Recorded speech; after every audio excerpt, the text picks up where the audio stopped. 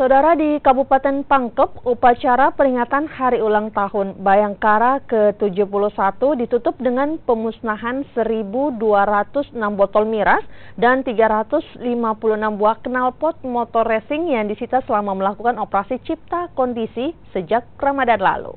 Dengan menggunakan alat berat, ribuan botol miras dan ratusan knalpot digilas di depan pelataran Polres Pangkep usai pelaksanaan upacara HUT Bayangkara ke-71 berlangsung.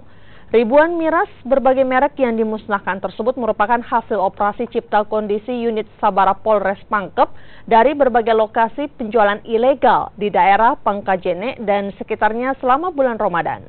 Untuk knalpot motor racing atau bersuara bising merupakan hasil tangkapan Satlantas Polres Pangkep baik dalam operasi maupun tangkapan bentuk lain.